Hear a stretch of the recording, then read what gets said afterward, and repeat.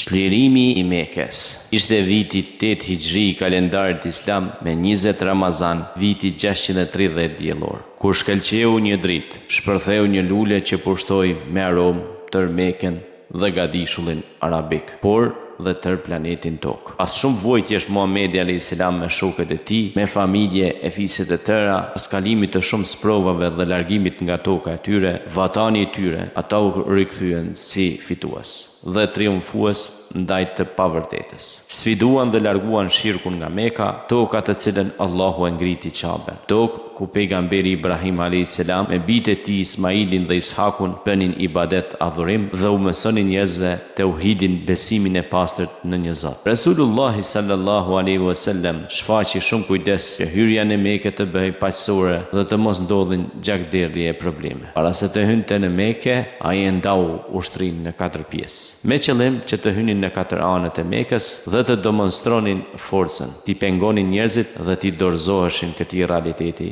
me paqe. Me të hyrë në Mekë, i dërguar a.s.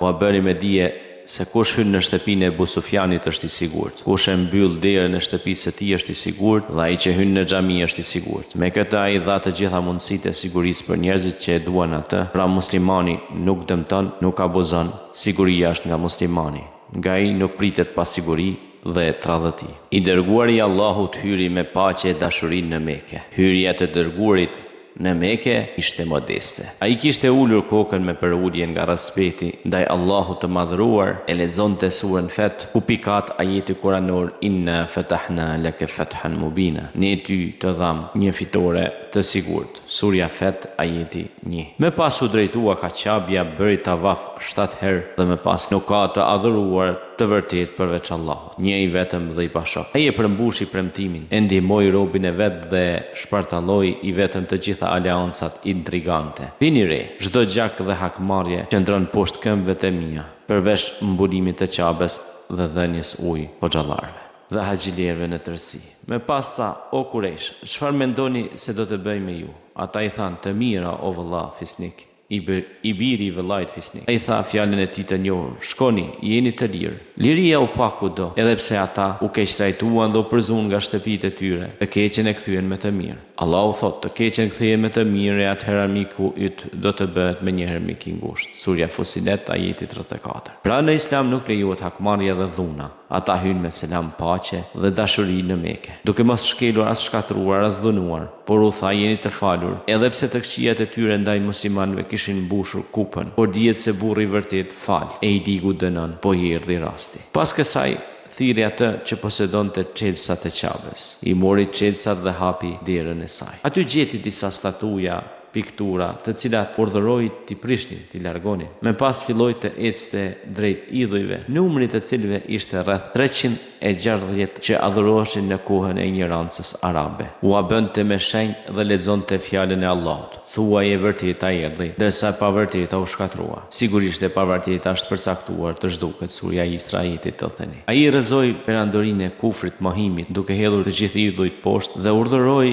që të shkatroheshin. Pas kësaj tek pejgamberi alayhis salam erdhën burra që kishin pranuar Islamin për t'i dhënë besën dhe pas tyre erdhën gratë për të cilat kishte kushte të veçanta. Kur hyri koha e namazit të drekës, Bilali thirri zërin e së vërtetës. Mbi platon terasën Qabes hypi sipër, u ndal, shikoi turmen dhe filloi të thras ezanin duke thënë Allahu Ekber, Allahu është më i madhi. Ashhadu an la ilaha illa Allah, dëshmoj se nuk ka të adhuruar të vërtet përveç Allahut. Ashhadu anna Muhammedar Rasulullah, dëshmoj se Muhamedi është i dërguari i Allahut. Disa që sapo kishin hyrë në Islam nuk u pëlqeu të dëgjonin këtë, por pasi Islami ishte forcuar në zemrat e tyre, penduan për çfarë kishin thënë. Në këtë mënyrë Qabja u pastrua nga shirku e paganizmi, nga adhurimi që u bëi zotave të tjerë në vend të Allahut. Aty mbaroi fuqia armiqësore ndaj Islamit dhe muslimanëve, duke kthyer në Mekën në qytetin më të rëndësishëm të Islamit, sepse aty Muhamedi a.s.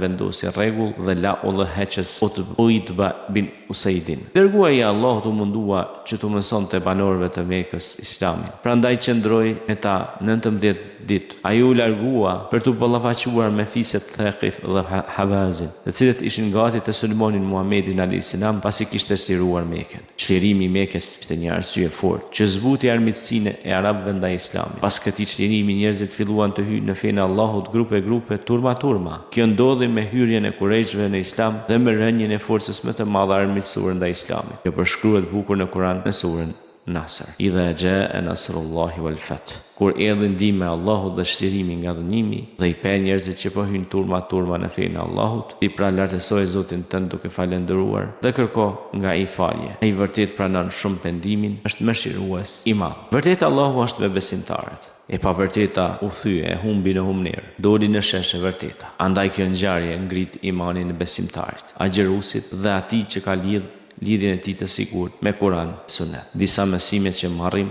nga çlirimi i Mekës. Çlirimi i Mekës është çlirim nga errësira. Muslimanët fituan pas provave të mëdha. Idhujt u shemben që dhe sot ti shem. Historia e çlirimit të Mekës të reflektuat që edhe sot ta çlirojmë vendin tonë nga idhujtaria, paganizmi modern bashkohor i shekullit 21. Zani u thirr, por dhe sot duhet thirrur në çdo anë të planetit tokë dhe të themelojmë qendra të thirrjes në Islam me akide të pastër. Ata ishin të pamposhtur, shoqëria e artë. The imazhin e tyre o musliman. Mos u turpro, po krenohu që je musliman. Mesazhi: sa herë të kujtohet kjo ndodhi, mendo që këtë ta bësh dhe ti në qytetin tënd ose në fshatin tënd, o musliman. Pra çliroj edhe ti vendin tënd nga shirku, ashtu siç e çliroi pejgamberi Muhammed a.s.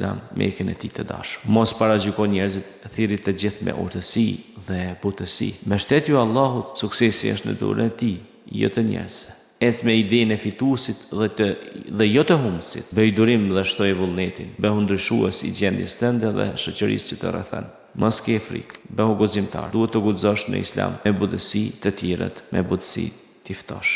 Shpërndajeni këtë video dhe komentar në mënyrë që ta dëgjojnë dhe të tjerët.